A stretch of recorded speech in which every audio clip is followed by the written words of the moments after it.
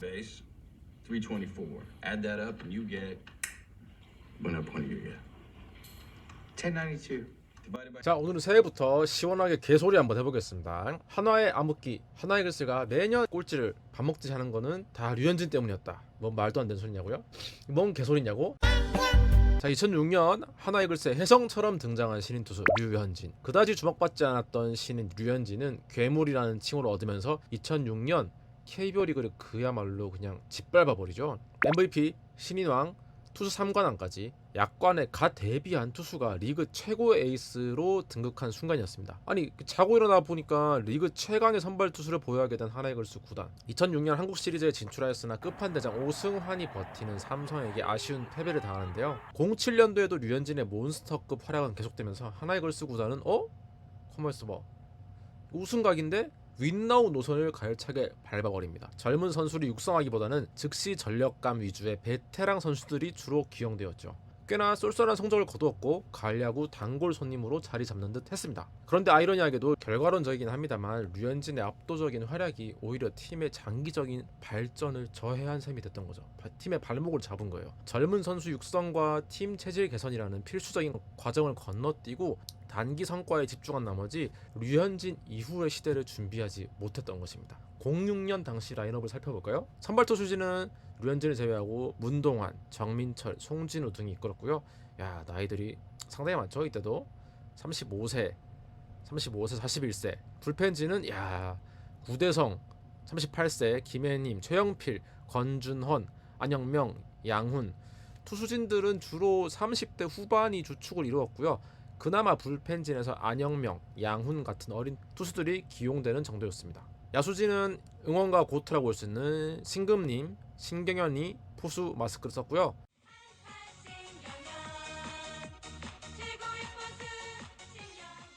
김민재, 한상훈, 백재호 선수는 하나 팬들 아실 텐데 백재호 선수는 99년도 우승 멤버였어요. 99년도 우승 멤버가 2006년까지 그대로 쭉 이어져 있던 거죠. 김태균, 이범호, 조원우, 데이비스, 김수현, 고동진 등이 주축을 이루었습니다. 야수진에서 눈에 띄는 건 역시 김태균, 이범호네요. 다만 한상훈, 고동진 선수를 제외하면 역시 노인정 라인업이라고 볼 수 있겠죠. 물론 세대 교체라는 게 인위적으로 억지로 못하는 실력도 없는 어린애들을 밀어넣을 수는 없는데 물 흐르듯이 자연스럽게 세대 교체가 이루어졌어야 되는데 갑자기 제1선발 류현진 너무 몬스터급 활약을 해버리니까 하나 구단도 이거 우승 한 번 더 할 수 있겠는데? 이런 생각을 했던 것 같아요. 자, 2008년에는 베이징 올림픽 전승 금메달이라는 야구 팬들이라면 잊지 못할 한 장면이 있습니다만은 한화 팬 입장에서는 08년이 침체의 시작이라는 점에서 많이 아쉬움이 남는 해입니다. 올림픽 휴식기가 시작되기 전인 전반기까지만 하더라도 08 한화의 기세는 아주 매서웠는데요. 전반기만 해도 2위, 3위로 순항하고 있었습니다. 그런데 올림픽 이후 알 수 없는 부진에 빠지면서 5위, 가을 야구에 실패하고 마는데요. 이때부터 09년부터 처참한 한화야구가 본격적으로 펼쳐집니다. 창단 첫 최하위를 기록한 2009년부터 2010년 꼴찌, 2012년, 13년, 14년 3년 연속 꼴찌, 2015년 6위, 2016년 7위, 17년 8위, 2018년 돌풍을 일으키면서 3위로 가을 야구에 진출하기도 했으나 2019년 9위, 2020년 꼴찌, 2021년 꼴찌, 2022년 꼴찌, 2023년 9위.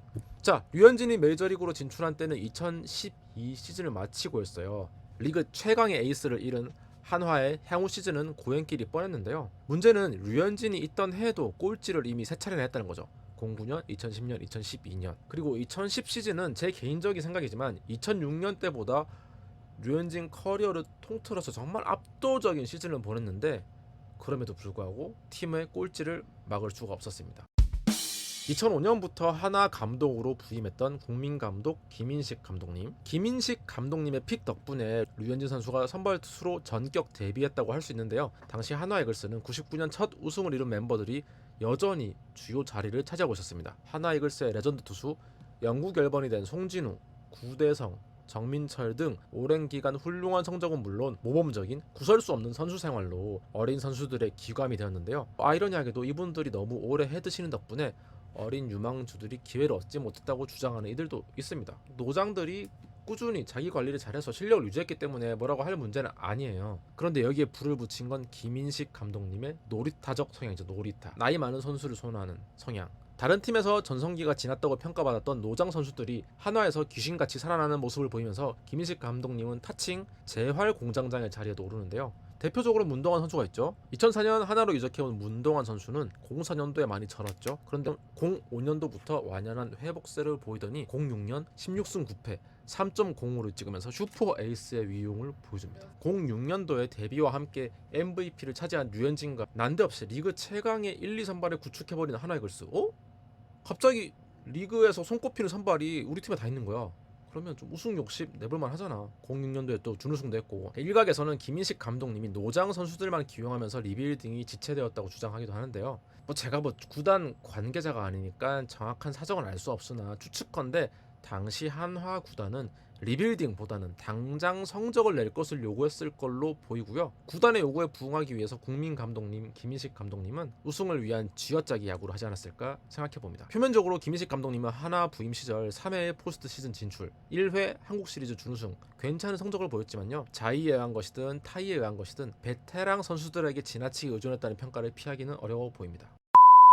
2012년 메이저리그 포스팅 시스템을 통해 LA 다저스에 진출한 류현진. LA 다저스 구단은 류현진을 영입하기 위해 류현진에게 지급해야 하는 연봉 외에도 한화 구단에게 일정 금액을 지급해야 되는데요. 비공개 입찰을 통해 진행된 류현진 포스팅에 승리한 LA 다저스.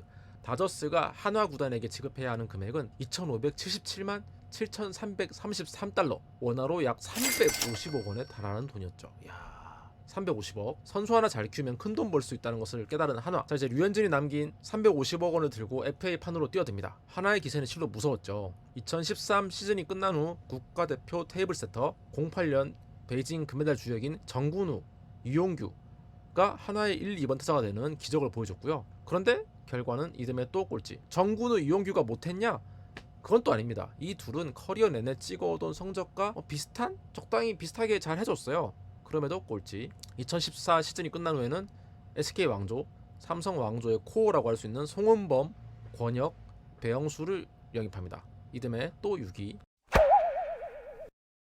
야구는 50에서 60여 명의 선수단이 1년 내내 144경기를 치르는 초장거리 레이스인데요. 2인 삼각처럼 팀워크가 무엇보다 중요하고 한두 명의 선수가 부진하더라도 다른 백업 선수가 빈자리를 메꿔주면서 톱니바퀴처럼 유기적으로 돌아가야 진정한 강팀이라고 할 수 있는데요. 하나의 FA 흑역사에서도 알 수 있듯이 외부에서 수혈해온 에이스급 선수들이 아무리 잘해도 꼴찌였던 팀을 돌연 강팀으로 만들기란 불가능했다는 교훈을 얻을 수 있습니다. 여기서 지적하지 않을 수 없는 것이 하나 구단의 운영 시스템인데요. 하나 구단은 오래전부터 후진적인 운영, 2013년에서야 2군 훈련 시설이 조성되는 등 정말 막장스러운 모습을 많이 지적받았는데요. 그럼에도 불구하고 하나 공무원 나으리들은 성적 부진의 책임을 현장으로 돌리면서 감독, 선수들의 방패막이 삼아 따뜻한 공무원 생활을 오랜 기간 이어나가고 계시죠. 외국인 선수를 한번 예로 들어볼까요?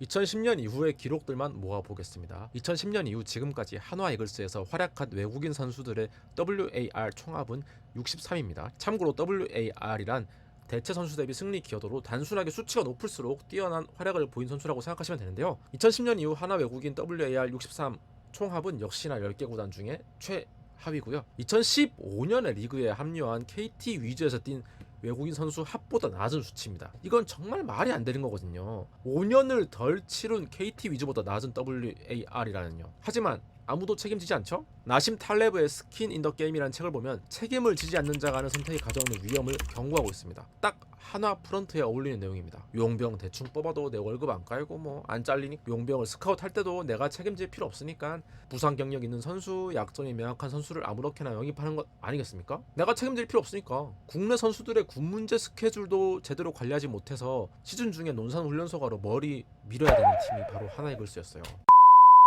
데뷔와 함께 KBO 리그를 평정한 류현진. 그로부터 무려 18년이 흐른 2024년 성공적인 MLB 유학을 마치고 금이환양 고향팀으로 돌아온 류현진. 1987년생인 류현진 선수는 2025년 올해 39살입니다. 야구 선수로는 정말 황홀의 나이죠. 데뷔 시절 선배들 눈치 보면서 구대성 송진우에게 변하고 잡는 법 배우던 18세 소년이 팀 내 최고참이 되었습니다. 절대로 류현진 때문은 아니지만 공교롭게도 류현진의 가세와 함께 시작된 한화의 암흑기. 부록을 앞둔 류현진은 결자 해지의 마음으로 한화에 돌아온 것일까요? 최은성을 필두로 안치용, 엄상백, 심우준까지 3년 연속 FA 시장에서 큰 돈을 지르면서 2006년과 같이 윈나우 노선을 밟은 한화 이글스. 하지만 한국 시리즈 우승을 따내기엔 여전히 팀적인 경쟁력이 짜친다고 봐야 하는데요. 18세 류현진이 40이 되어서 고향팀으로 합류한 지금 한화 이글스는 가까운 미래에 우승할 수 있을까요? 2024 시즌을 좀 복귀해보면 팀적인 짜임새는 여전히 엉성했고 수비는 불안정했으며 라인업은 오락가락했습니다. 시즌 중에 또 감독이 바뀌기도 했고요. 자, 2025 시즌이 몇 달 남지 않은 지금 하나는 초단시간 짜내기 숙성 과정을 거쳐야만 합니다. 우승은커녕 가을 야구 진출에 또 실패한다면 한화의 암흑기, 꼴찌 비밀번호는 메비우스 D처럼 또 반복될 우려가 매우 크다고 생각하는데요. 적당히 FA 쇼핑도 끝냈고 베테랑과 신예가 적당히 조화로운 지금 18세 류현진이 송진우, 구대성에게 배웠듯이 어린 독수리들은 은퇴가 얼마 남지 않은 류현진의 골수까지 뽑아먹는다는 마음으로 임해주길 바랍니다. 올 시즌도 설렁설렁 공무원 마인드로 임한다면 가을 야구는 또 그냥 핸드폰 티빙으로 봐요. 티빙으로. 2025 시즌 하나의 분발을 기원하면서 마치겠습니다. 안녕.